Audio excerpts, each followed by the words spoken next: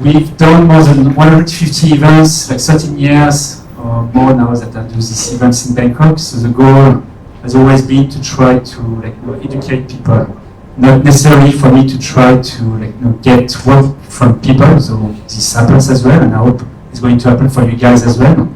But the idea of this one was really trying to grow the community in Thailand and try to share that knowledge that we all have. Each and every one of us specialize in something, and so we try to find someone that knows that topic very well and want to share it with the rest of the community. Okay, so we have like 5,000 members in total. It's actually probably more than that, but I changed the groups at some point, so I've lost some people. You guys may wonder who we are at 7 Peaks and Morphosis. So we're like two companies. My company is Morphosis, and 7 Peaks is the other company. So 1 year ago, almost, we decided to merge together because we had a lot of synergy. 7 Peaks is very, very good for engineering size. So Node.js, .NET, sorry. So .NET, we do Node.js as well. We do a lot of other technologies here. So they really specialize in technologies a lot. And Morphosis, we're very well known for design. We've been known for the best design company in Bangkok for very long time, specializing in UX research, design thinking, UX and UI design. Okay, we're hiring as well, so we need a lot of UX UI designers, design managers, senior Thai UX researchers, and we need a lot of backend developers for .NET, React, and QA as well. So if you guys are interested, you can contact one of us, any guys that you see here. You can let us know, or just send us your CV at jobs@7peaksoftware.com. Okay. Okay. So tonight we're going to have Toon that actually used to work at Morphosis, and he helped us grow the department, the marketing department. Initially, just were doing internal marketing only. And this guy was so amazing that we decided to grow the department with him. So he was in charge of it and took it from just one person, just him, to 8 people. And he did some amazing stuff for SEO. So decided to bring him tonight to come to talk about SEO. And hopefully it's going to be a very interesting talk tonight. Just before we move to Toon, for the next event, so May 10, we're going to talk from Gert about different JS frameworks, comparison of different JS frameworks. So I don't have all the details yet for the talk, so still waiting for the speaker, right? Yeah, so a bit late for that, but hopefully we're going to get the full details very soon. And in June 14, we're going to do a game, actually.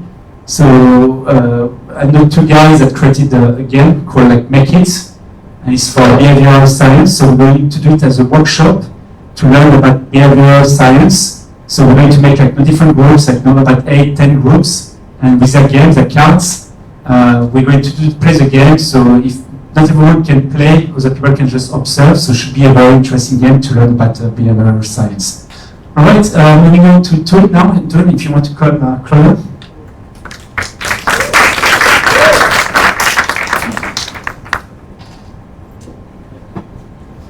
Thanks, Jeremy.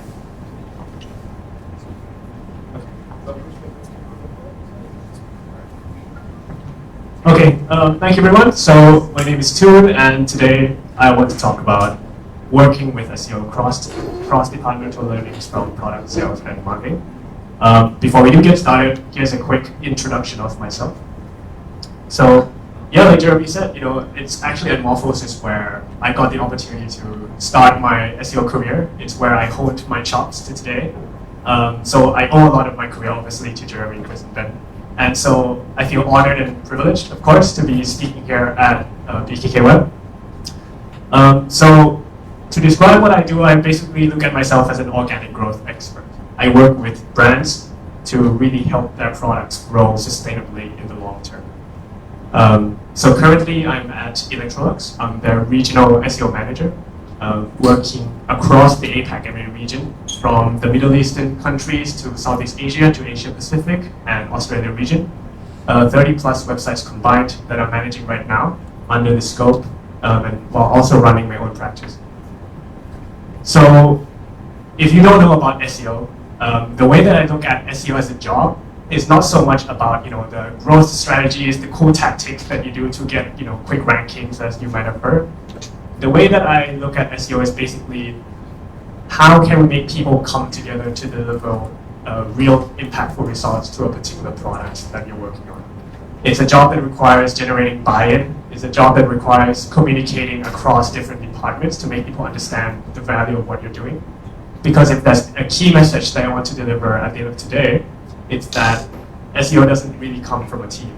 SEO comes from the contribution of the entire organization that understands what it takes to deliver organic growth to a particular product.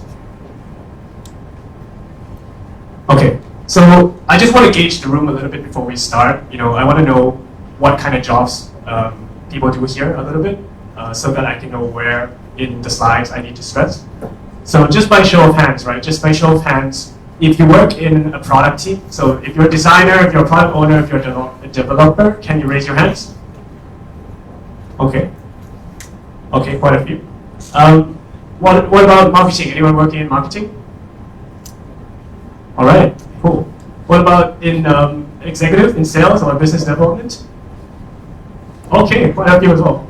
Okay, great. So that's perfect because that really aligns with the three different parts of these slides, right? I really want to speak about people from these three different teams in particular in what you can do directly to contribute to your digital product's organic growth. But first, let's talk about SEO, right? Why should we care about SEO? Why should you care to begin with about delivering organic growth to a digital product? Okay, so here's a quick SEO in a nutshell. I won't go in too deep on the technical details on what's really involved in SEO. But SEO is really the activity of trying to deliver organic growth to a digital product by making sure that it comes up organically on search engine results pages, right? So if you Google something, right, you see an ad at the top, that's a pay-per-click ad. That's not an organic result. If you go down, the number 1, 2, 3, those are the organic results. So we really want to make sure that when people search for a service or a product that your business provides, that your product provides, that we really show up and meet them there. Okay? That's right. So now, why is it important to really come up on top of Google organically, right? Why should we care about this at all? Well, here's a survey, a global survey, conducted by We Are Social, one of the biggest digital surveys of last year, on what people use the internet for. So main reasons why users aged 16 to 64 use the internet. So we see here finding information, research how to do things, finding new ideas and inspiration, researching products and brands, researching places to travel, researching health issues. These are very intentional type answers. These are very intentional type reasons why people are using the internet. If you imagine yourself scrolling through TikTok, scrolling through Instagram, scrolling through Facebook or YouTube, do you imagine yourself thinking about those questions? My guess would be no, right? You're trying to pass time, you're on the toilet, we've all been there, you want to pass time, you're on a social media platform. But when you really want to learn something new, when you want to learn a new skill, when you're looking for something in particular, users turn first to search engines like Google. And so it's no mystery why, really. The global site traffic of people coming to Google really dwarfs all the other social media platforms. It dwarfs YouTube in its own company, by the way. It dwarfs Facebook, Twitter, and Instagram combined, right? And over 50% of the entire website traffic really comes from Google. So that's how powerful a search engine is, even today when there are many alternatives. And that's where the consumers are. That's how people are going to find your product when they're intentionally looking for it. So last question here, right? Why does it matter that so many people are on Google? Why does it matter that we need to show up when so many people are searching for it? Well, I'll give you 3 reasons and a bonus reason, okay? First is SEO's role in the customer journey. People turn to search engines when they're looking for information, when they're trying to find information about a particular product, through to when they're almost ready to convert. So SEO plays a key role through the entire customer journey. SEO is also the dominant source of traffic, as I've shown earlier. It's the main source of traffic of the entire web. And also, if you're working in advertising, if you're working in marketing, you'll know that combined with SEO, when you run your paid search campaigns, organic traffic plays a key role not only in driving your user cookies where you can do your remarketing, but it also helps reduce your cost per acquisition, right? Here's a bonus reason. And this is something that I don't see enough people talking about. It's about the nature of organic search and why it's different from other types of traffic. Organic search or SEO traffic that comes into the product that you're working on by nature is what I call non-intrusive. What does this mean? It means that people come into your product in a very natural way. They only find you, they only discover you and come to your product when they're actively looking for you. We contrast that with other types of pop-up type advertising. We've all been there here as well. You know, going on YouTube, you don't have YouTube Premium, sad. You see an advertisement, right? You're scrolling through Instagram, Facebook, TikTok, whatever, you come across an advertisement. That's a disruptive, intrusive type of advertising. I'm not saying it doesn't work, it can work. But because the nature of SEO is non-intrusive, it bases on product discovery intentionally.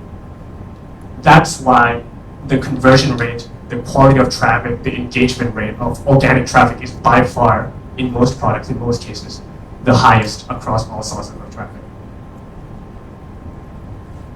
Okay, so I've gone through very quickly what SEO is. I've talked about why it's important. Let's talk about product teams in SEO, how different people with different roles in the product team can contribute to the organic growth of a digital product. There are about 1 million points I can make here, and I go around hitting my drums, singing this song everywhere I go in an internal organization because it's my job. But I'll give you 2 examples here. The key idea about how you should think about SEO when you're working on building a product, whether you're a designer, you're a business owner, executive, you're a product owner, or you're a developer, is how do I build discoverability into every feature of the product? How do I make sure that every feature, every kind of page that I'm building within a particular user flow is discoverable by organic users? So I'll break this into 2 things that you can do. One is about product naming conventions, and second is about designing for organic landing pages. Let's speak about the first one first, product naming conventions. This really concerns different teams depending on your organization. It's about the name that you give to the different features or the key service, the key products that you have for yourself.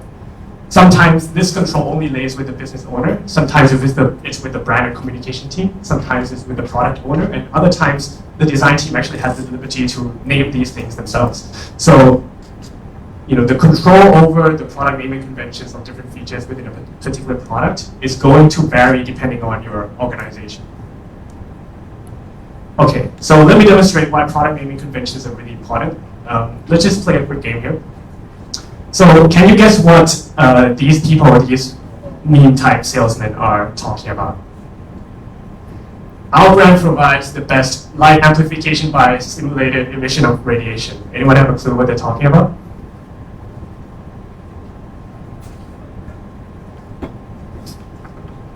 Yeah, that's right. That's exactly the response I was expecting, right? No idea. Well, this person is talking about lasers. They're just using a very long-winded technical term to talk about their product lasers because that's how they know their product as the laser expert, right? What about this person? Our e-commerce shop provides the best self-contained underwater breathing apparatus. Any clue?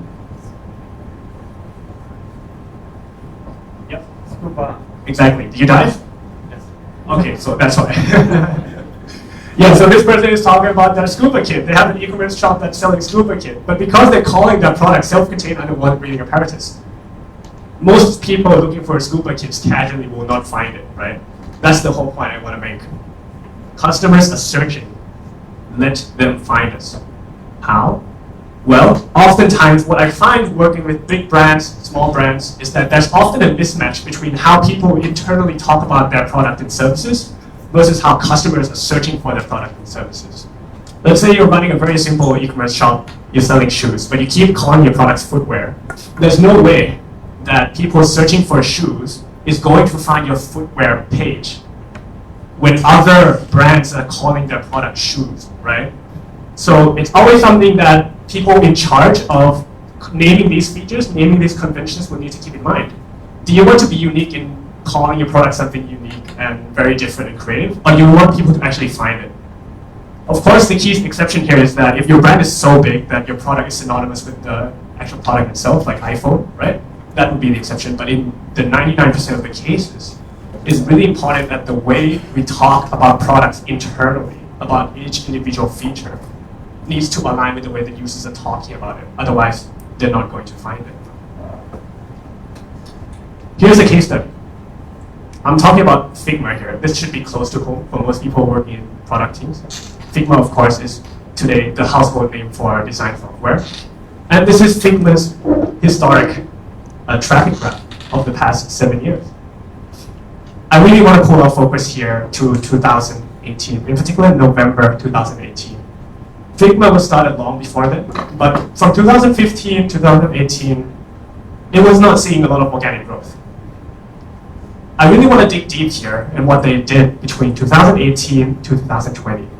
How they were unable to 4x that traffic from around 200,000 organic visitors to over 900,000 organic visitors. Well, let's go back in time a little bit. Let's see what Figma was like back in 2018. So in 2018, Figma's website looked something like this, right? This is a newer version, but it looked something like this, right?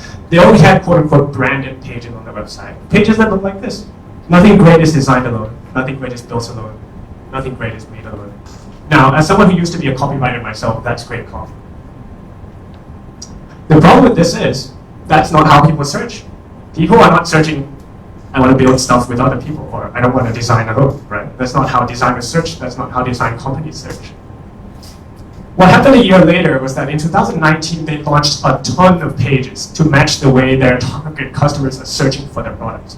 They had a page for interface design, they had a page for user experience design, they had a page for wireframe design, and about 15 other pages matching how people are searching for different features in their product.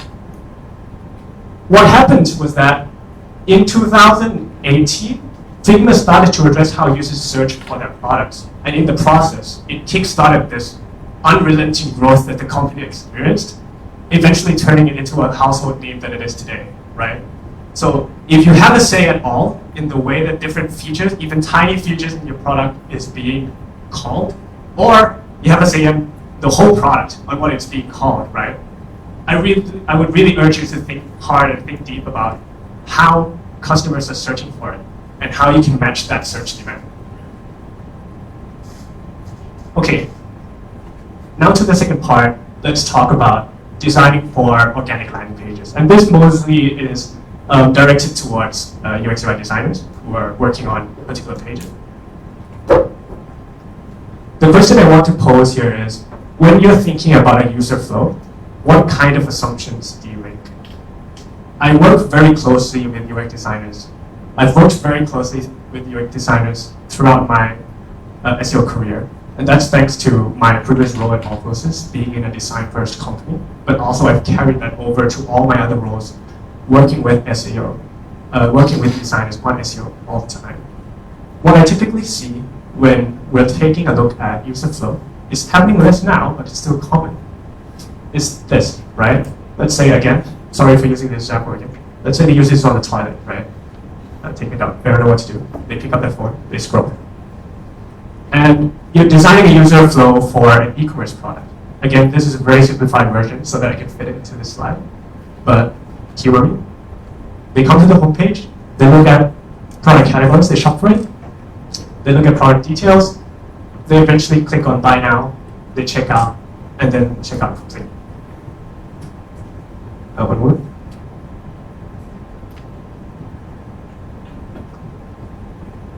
Okay, so that's the normal assumption that designers often make when they talk about a user flow, when they are designing user flow. There's one crucial thing missing here. And there's one crucial misassumption that happens here. And I see a lot of eyebrows being raised from advertising team already, because there's definitely a parallel there. The assumption is that the users come to the homepage.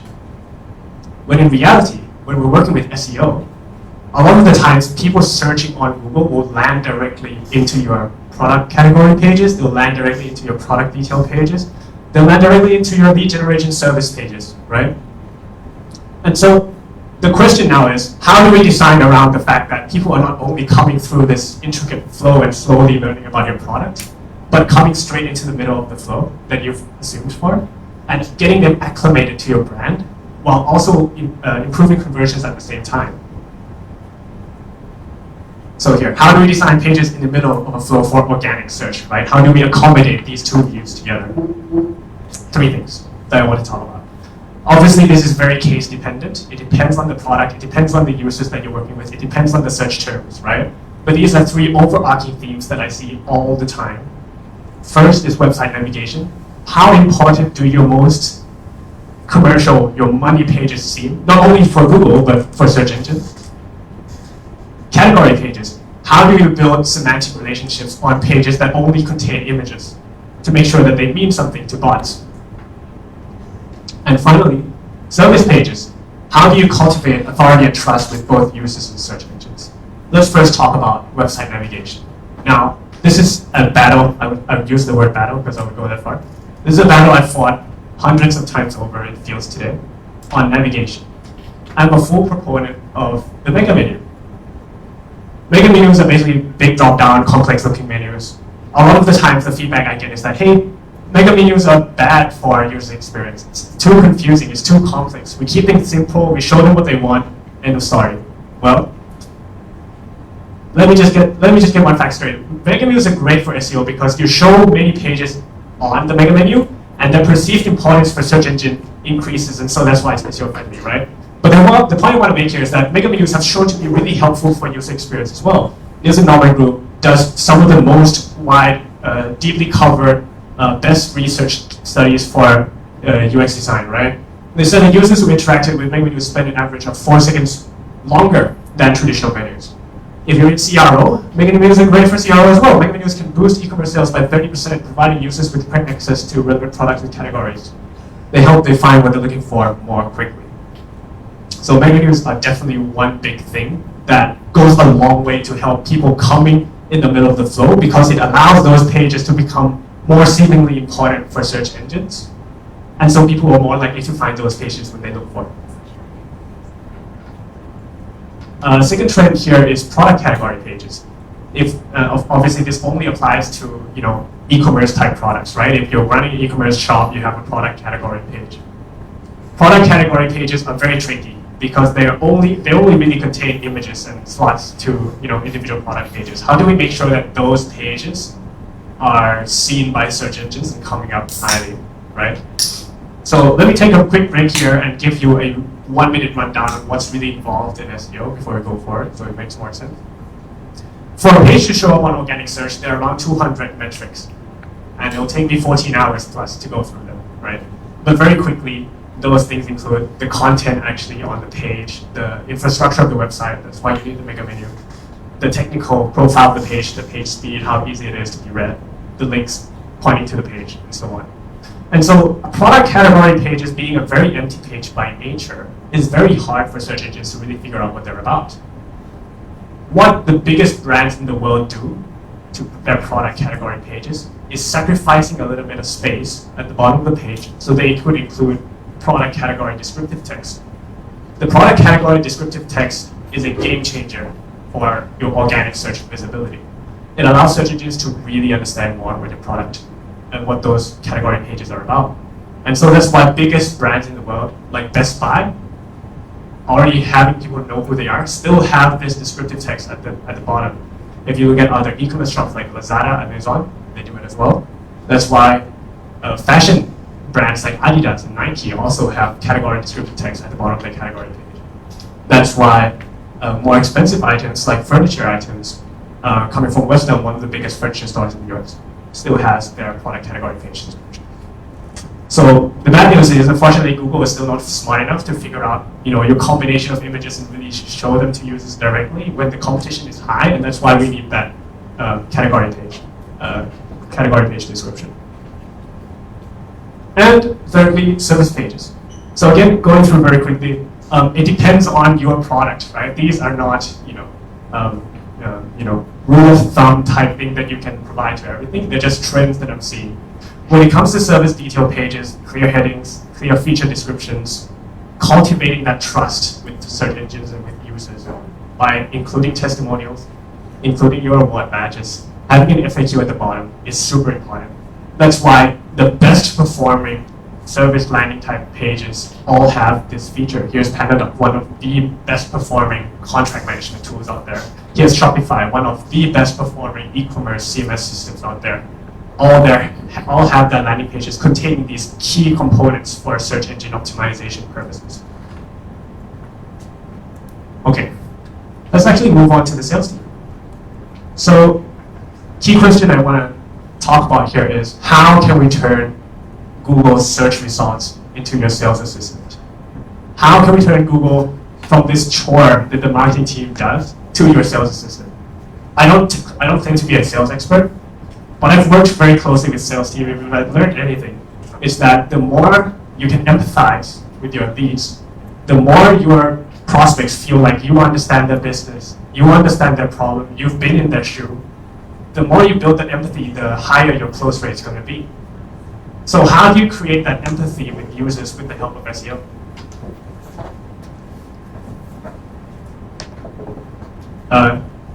In comes keyword research for sales. So a quick rundown of what keyword research in SEO typically is. Keyword research in SEO typically is the process of having the SEO team go through their SEO tool to really dig up all these keywords where it has the highest search volume, and suggesting them to all the different teams that, hey, you should target this, that keyword. 10,000 people are searching for it. You'll be on the first page, right? It's a very mundane, very boring, very outdated way of doing keyword research. Keyword research always needs to be cross-team collaborated. And this is just one example of how it can be, right? So how can keyword research really help sales? Customers, when they're concerned about things to do with your product, to do with your competitors, they're always turning to search. So the search team, the SEO team, can then mine that data from keyword research, give it to the sales team to help you empathize better with customers. So I'll have you treat your SEO team like ChatGPT now, right? I've created all these different prompts for you. You can just give them to your SEO team and they'll do the work for you. If you're already in SEO, I'm sorry, there's more work coming your way. If you want to learn about brand perception versus competitor, you can ask them, hey, can you do keyword research on how do customers view our brand versus competitors? They'll dig up that keyword for you. If you want to know what pre-purchasing concerns customers have before they convert to your product, you can ask your SEO team, hey, what questions do customers have before purchasing? Same for post-purchasing. If you want to know about upselling opportunities, you can ask your SEO team, hey, can you do keyword research on what products do customers look after purchasing? Right? Same thing for promotion opportunities when customers, when does customer interest peak? And specification interest. This has worked out really well for me in my last post at Electrolux. Getting specifications out there up front to customers so that they don't need to go down this rabbit hole for every brand looking for it. What specifications and service details that they're most curious about. So I would urge you, if you work in business development, to give your SEO team, give your SEO expert, give your SEO agency these prompts and see what you can learn from them, see how you can better talk to customers about them, see how you can better empathize and connect with them before you make your sales proposition. Okay. Finally, coming to marketing teams. Now, obviously, I'm traditionally in marketing. I could make 1,000 slides on how a marketing team works better with SEO, but I'm going to be very focused here for the sake of time, and so for your time. I'm going to talk about this rarely spoke about thing, at least in my experience, that's called paid organic cannibalization versus incrementality. It's something that not a lot of SEOs talk about. It's something that not a lot of paid search teams talk about, but it's impacting our campaigns all the time.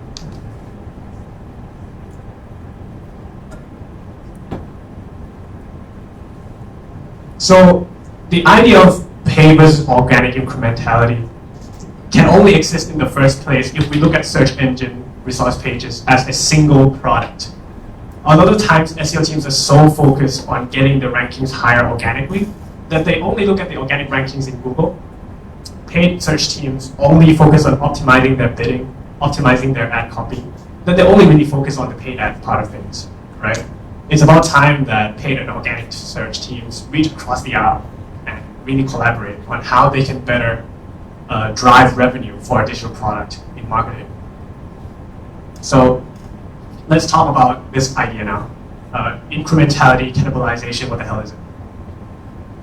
So the question I want to pose here for marketers out there, what happens with SEO and PPC? PPC is pay-per-click, right? It's another word for paid search teams. What happens when SEO and PPC target the same keyword? What actually happens there? I spent the last more than half a year trying to investigate this, and it's a very, very deep rabbit hole. I can only begin to share my initial findings with you. Whoops. Okay. Cannibalization often happens on branded search teams. It's when the paid search keyword unnecessarily eats into your organic traffic because it shows up on top of your organic traffic unnecessarily, so that you lose free money, you lose your paid search budget to traffic that would otherwise go to organic gateways, right? Here's one example. If you search for Confluence, one of the biggest data storage project management companies out there, you search for Confluence, you see an ad at the top, Confluence collaboration tool, try Confluence for free.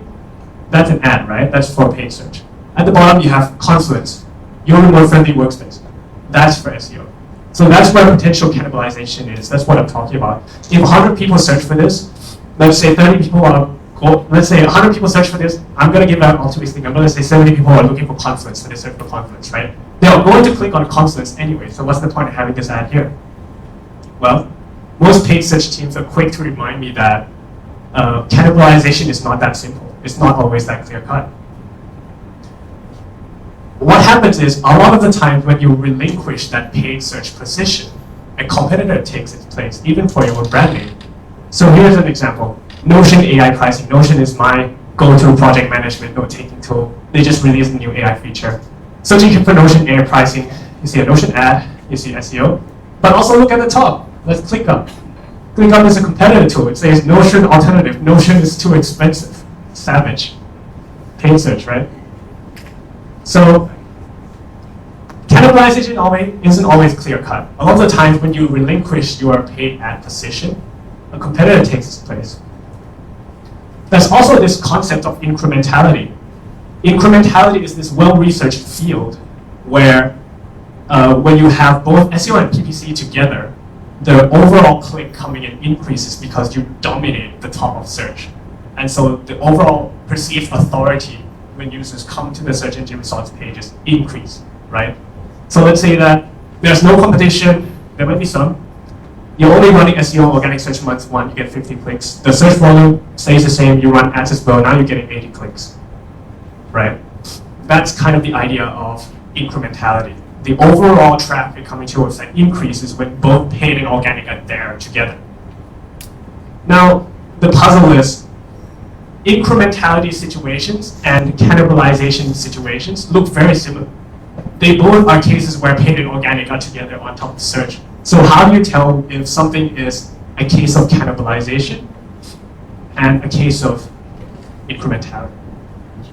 Well, the only way to tell, unfortunately, is to test it out, right? We should always have a test mindset. I'm sure most of us do anyways. The way to test it out is to look at scenarios with and without paid search. If you're not running paid search for your branded search term, start running it. If you're already running it, try pausing it for 2 weeks. Try pausing it for a month and see what happens. We're not looking at changes in click here. We're looking at changes in search revenue, changes in measurable search revenue. The change in total search revenue compared to total cost saving for the ad budget, right? So let's say that if you turn off your paid search ad, you're saving $200 per month, but you're losing $50 in search revenue. Then you have a net gain of $150 that you could spend on other things. You can spend that money on more competitive keywords in paid search. You can spend it on other marketing opportunities, right? So the whole idea of cannibalization incrementality needs to be tested on a case-by-case basis. I've worked really hard actually on building a customized dashboard that automatically syncs data from paid and organic, running scripts from Google Ads platform, integrated with Google Search Console to try to look at where cannibalization or potential incrementality is, so that we can test it on a keyword type basis to find money-saving, money-making opportunities where paid and organic search are working closely together. People are talking about all the time, paid and organic search work together, but not a lot of people see how, right? This is exactly how. Okay. So we've gone through how, we've gone through what SEO is, why it's important. We've gone through how different people in the product team can work with SEO, how the sales team can better empathize with their customers through SEO, and how paid search, how paid marketing, performance marketing teams can really work more closely with SEO. So that really brings my slide today to a conclusion. The main key takeaway here that I really want to drive home is that organic growth is driven by everyone, right? This needs to happen top down from executive level and also bottom up from the SEO team level, right? People in management need to understand that it doesn't boil down to the SEO team's contribution alone that drives organic growth. It's the contribution of the entire organization. But at the same time, SEO teams need to really understand that they can't do it all alone. It's about them generating excitement for SEO, generating that buy-in for SEO, that impactful things finally get done. So whether you're working in product teams as a product owner, product designer, software engineer, you're in brand communications, in product marketing, or performance marketing, and SEO, everyone has a key role to play in deliver organic growth. Thank you very much, and that's it for me.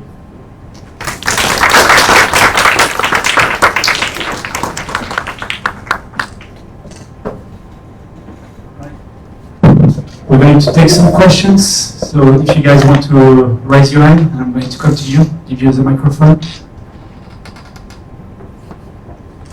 No questions is too good. Yeah?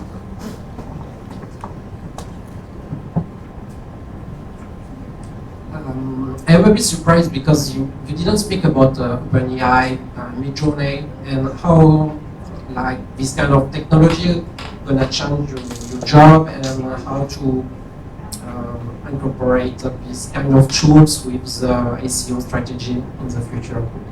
Right. Thank you. That's a very good question. So, OpenAI, things like ChatGPT, Bard, and so on, are going to play a key role in the customer search journey, right? I tend to be very data-driven in the way that I present my findings. The simple story is that the data is not there. I can't tell the story with the data, right? If I were to speculate, there will be two scenarios that I see happening with ChatGPT or other type of natural language processing, natural language chatbot tools. First is whether or not these chatbots or these AI models are going to reference or link back to their source. If that happens, then prompt optimization is going to be a key role of search engine optimization, right? So that's going to be one thing. If they don't, if that is not featured in ChatGPT or any other tools, the reference to the source, it would depend on customer behavior is going to adapt to these tools. What do I mean by that? Well, precisely, it's that when e-commerce platform came along, the SEO community was very surprised by the disruption. We're still feeling it today, right? Retailers trying to rank on search, they're still feeling it today, the rise of these e-commerce platforms.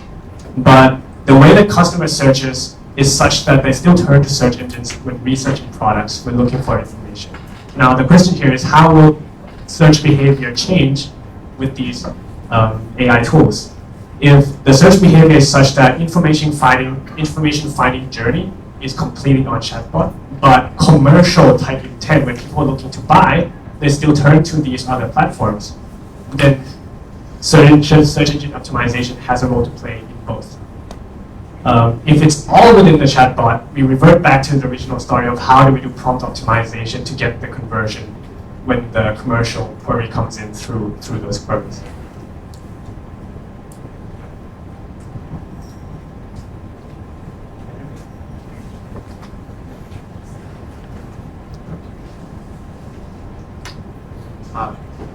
My name is Lee. So I have a question when you talk about ChatGPT, right? A few days ago, I searched what could you recommend me a hotel in Bangkok, some things, and the results are all the same. So, do you think that SEO will have an impact on ChatGPT, like search result, or how do you change and make the, for example, a hotel improve the SEO on ChatGPT? Yeah, thanks, Lee. Thanks, Lee. That's a really good point. So what I mean by prompt optimization in answering the previous question is precisely that, right? How do we optimize so that when these tools select us to feature on their results, they choose us instead of competitors? I don't see a clear answer right now. The patterns on the way that it works isn't that all that clear. It's definitely very complex and works in a completely different way compared to Google. There's not set fixed rule, 200 plus factors in their algorithm. It's probably going to be something more flexible, something more case by case basis. But yeah, that's precisely what I mean to really directly go back to the question, right? How do we make sure that our listing goes up when they do references in these chatbot tools?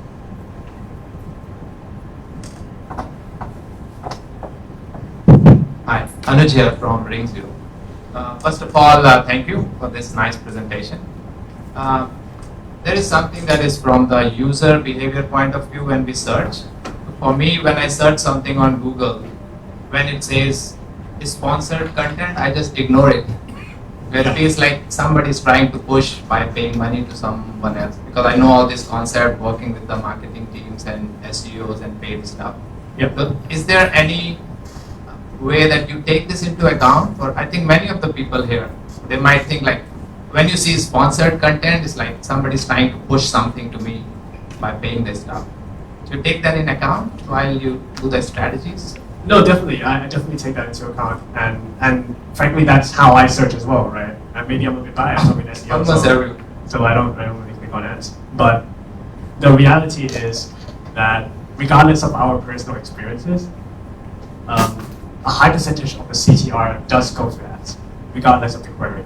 So it might not be us, it might not be people around us, but in the big picture of all the search volume that's happening for a particular query, a big proportion of it is going to paid ads.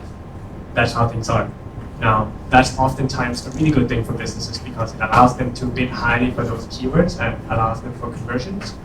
It might not be the best case scenario for SEO when we're already ranking on top, but that's precisely why cannibalization versus incrementality needs to come in. Questions?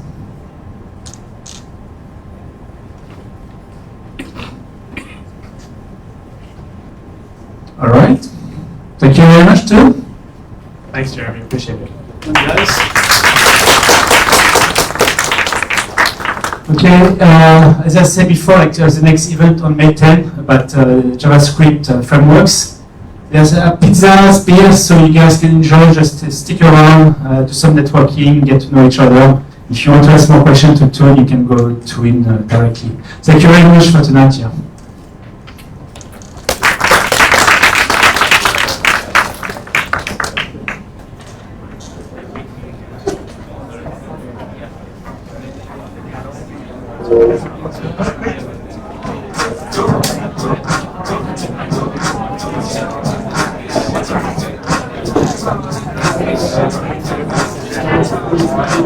Thank you.